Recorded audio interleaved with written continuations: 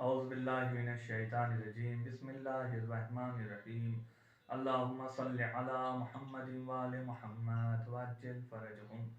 ناظرین کرام، سلام علیکم ورحمۃ اللہ وبرکاتہ۔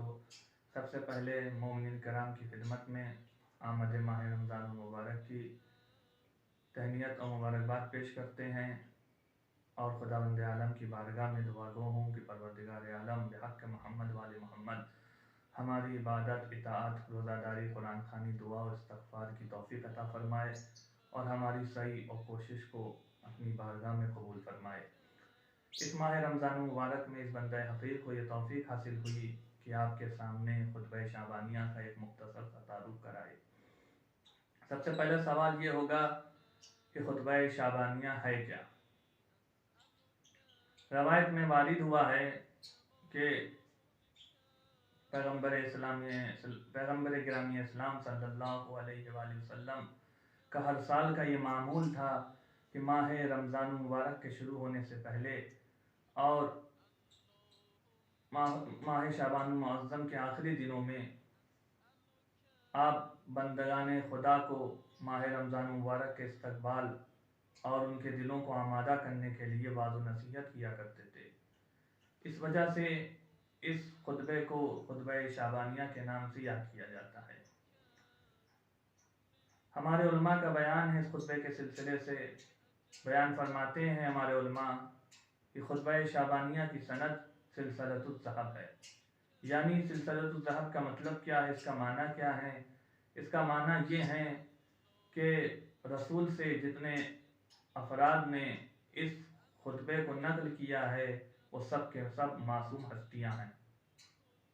آئیے جانتے ہیں کہ ماہ رمضان مبارک اتنا خاص کیوں ہے۔ اس کی دو وجہ ہیں۔ سب سے پہلی وجہ یہ ہے کہ اس ماہ کو ماہ خدا کہا گیا ہے، یعنی اس ماہ کو خدا کی طرف منسوب کیا گیا ہے۔ دوسری وجہ یہ ہے کہ اس ماہ کو 3 حصوں میں تقسیم کیا گیا ہے: برکت، رحمت اور مغفرت۔ برکت کا معنی کیا ہے؟ برکت کا معنی یہ ہے کہ مختصر سے چیز سے زیادہ فائدہ اٹھانا، تھوڑی سے چیز سے زیادہ استفادہ کرنا، جس کے نتیجے میں ہماری زندگی کامیاب اور کامران ہو جائے اور ہمیں سعادت مندی حاصل ہو۔ برکت کا مفہوم ہماری زندگی سے وابستہ ہے۔ علم میں برکت، مال میں برکت، رزق میں برکت۔ برکت کے لیے 2 اساسی چیزوں کا ہونا ضروری ہے۔ ایک ہے صحیح پلاننگ اور دوسرا ہے خلوص۔ جب تک انسان کی زندگی میں صحیح پلاننگ اور خلوص نہیں ہوگا، انسان کی زندگی بابرکت نہیں ہوگی۔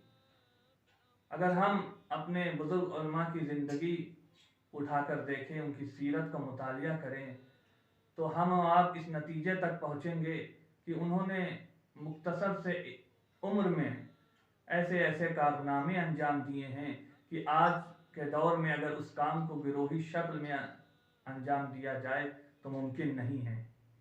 مثال کے طور پر علامہ محمد باقر مجلسی نے اتنی کتابیں لکھی ہیں، اگر ان کی کتابوں کو ان کے عمر کے لحاظ سے تقسیم کیا جائے، حساب کیا جائے، تو روزانہ کے انہوں نے 500 صفحات لکھے ہیں۔ ظاہر سی بات ہے، یہ 500 صفحات کا لکھنا کوئی معمولی بات نہیں ہے، لیکن دوسری طرف کوئی معجزہ بھی نہیں ہے۔ پھر ہے کیا؟ اس کا جواب صرف 2 سطروں میں اس طریقے سے دیا جا سکتا ہے کہ جب انسان اپنی زندگی کے ہر لمحے اور لحظے کو صحیح پلاننگ اور خلوص کے ساتھ استعمال کرتا ہے تو پروردگار عالم کی طرف سے اس بندے کو اتنی قوت اور اتنی طاقت ملتی ہے کہ سخت سے سخت ترین کام بھی اس کے لیے آسان ہو جایا کرتے ہیں۔ برکت کا مفہوم اور واضح کرنے کے لیے آپ کے سامنے ایک مثال اور پیش کرتا ہوں کہ زیادہ سے زیادہ برکت کا مفہوم واضح ہو جائے۔ ہمارے سماج و معاشرے میں ایسے بہت سے افراد ہیں جن کی ماہانہ درآمد، ماہانہ انکم 1 لاکھ روپے ہے، لیکن وہ پھر بھی رونا روتے ہیں کہ ہمارے اخراجات پوری نہیں ہو رہی ہیں، ہماری ضرورتیں پوری نہیں ہو رہی ہیں، لیکن دوسری طرف اس کے برعکس ہم ایسے افراد کو بھی دیکھتے ہیں جن کی ماہانہ درآمد، ماہانہ انکم اور تنخواہ 20 سے 30 ہزار روپے ہے، لیکن جب ہم ان کی زندگی کی طرف دیکھتے ہیں تو ان کی زندگی بہترین زندگی نظر آتی ہے، ان کی زندگی ایک اچھی زندگی نظر آتی ہے۔ ایسا کیوں ہے؟ ہونا تو یہ چاہیے تھا جس کی تنخواہ 1 لاکھ روپے ہے اس کی زندگی بہتر ہونا چاہیے، لیکن یہاں برعکس نظر آ رہا ہے۔ ایسا کیوں ہے؟ ایسا صرف اس وجہ سے ہے کہ جس کی تنخواہ 20 سے 30 ہزار روپے ہے اس کے یہاں پلاننگ اور خلوص پایا جا رہا ہے۔ جب انسان کی زندگی صحیح پلاننگ اور خلوص کے ساتھ استعمال کر رہا ہے، یقیناً ایسے انسان کی زندگی بابرکت زندگی ہوگی۔